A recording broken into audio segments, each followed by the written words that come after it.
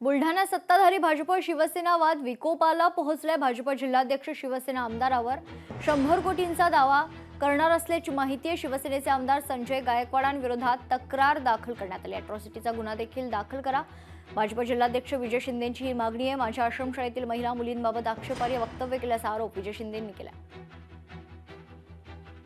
त्या मुलींचं जे कौटुंबिक भविष्य आणि आयुष्य आहे त्यामध्ये सुद्धा संशयाचा डाग लागू शकतो, कुठेतरी त्यांच्या जीवनाला कलंक लागू शकतो। अशा प्रकारचं जे लांछनास्पद वक्तव्य आमदार गायकवाड यांनी जे केलं त्याबद्दल त्याच्यावरती कारवाई झाली पाहिजे। आदिवासी मुलींचं चारित्र्य हनन करणारं वक्तव्य त्यांनी जे केलं त्याबद्दल अॅट्रॉसिटी खऱ्या अर्थाने त्यांच्यावर दाखल झाली पाहिजे। ज्या मुली आदिवासी 10-15 मुली त्या काही सज्ञान नव्हत्या त्यांचं तुम्ही शोषण केलेलं आहे।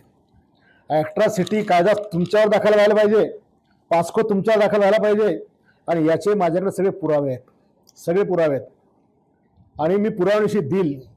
सगळ्यांना माहिती आहे याच्या आश्रमशाळेमध्ये काय काय चालायचं। काही राज्यातील अनुसूचित जातींच्या आरक्षणात उपवर्गीकरणाची सुनावणी होणार आहे। 16-17 एप्रिलला सुनावणीचं आयोजन करण्यात आले। मुख्य सचिव यांच्या अध्यक्षतेखाली पुढील कार्यवाहीसाठी समिती देखील गठीत करण्यात आली आहे।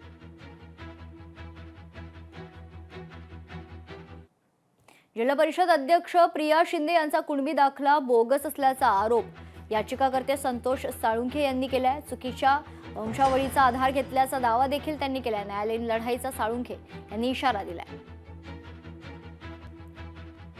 त्या जर कुणबी असतील तर त्यांना दाखला देणं आमचं काय हरकत नाही, परंतु चुकीच्या कागदपत्राच्या आधारावरती दाखला मिळवणं हा एक शासनाच्या नियमांची पायमल्ली या ठिकाणी आपल्याला पाहावयास मिळत आहे। आमची मागणी आहे की लवकरच या आम्ही जात पडताळणी आयुक्तांच्याकडे आम्ही या विरोधात न्याय मागितलेला आहे, तर संबंधित अधिकाऱ्यांनी आमची तात्काळ सुनावणी लावून आमचे म्हणणे सादर करतो आम्ही आणि त्यामध्ये जे काय दोन्ही बाजूंचं म्हणणं ऐकून आम्हाला तात्काळ न्याय द्यावा, अन्यथा आम्हाला न्यायालयामध्ये जावे लागेल।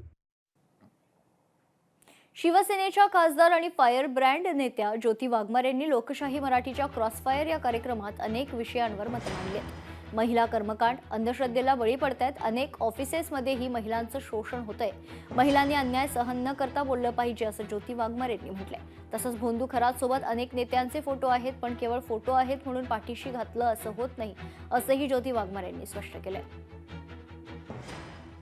मला वाटतं की शिकलेलं असणं आणि सुशिक्षित असणं ह्या दोन वेगळ्या गोष्टी आहेत। ते म्हणतात ना की अगर जंग उसूलों के खिलाफ हो तो लड़ना जरूरी है और अगर जिंदा हो तो जिंदा दिखना भी जरूरी है।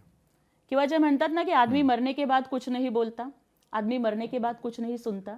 तर मला वाटतं की महिला ज्या पद्धतीनं अशा अंधश्रद्धांना बळी पडतायत, कर्मकांडाला बळी पडतायत किंवा अगदी ऑफिसमधल्या शोषणाला बळी पडतायत, ह्या सगळ्या गोष्टी थांबवण्यासाठी शिक्षण आमच्यामध्ये आत्मभान निर्माण करतं।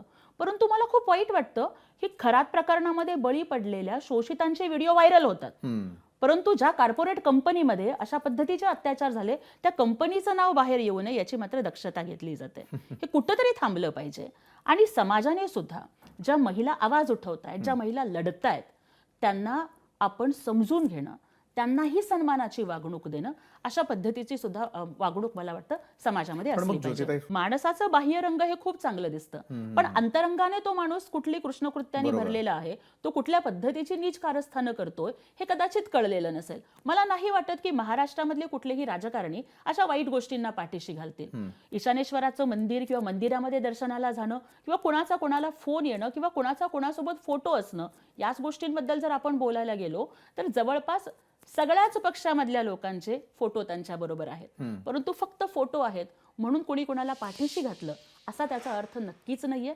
महाराष्ट्राचं समाजमन आणि महाराष्ट्रातले राजकारणी मला वाटतं इतके सजग आणि सक्षम नक्कीच आहेत की ते अशा नराधमाला पाठीशी घालणार नाहीत। आणि त्या खरातची वरात तर अशी निघाली पाहिजे की इथून पुढं कुठल्याही नराधमाची महाराष्ट्राच्या लेकी बाळींकडे नजर वाकडी करून बघण्याचं धाडस नाही झालं पाहिजे।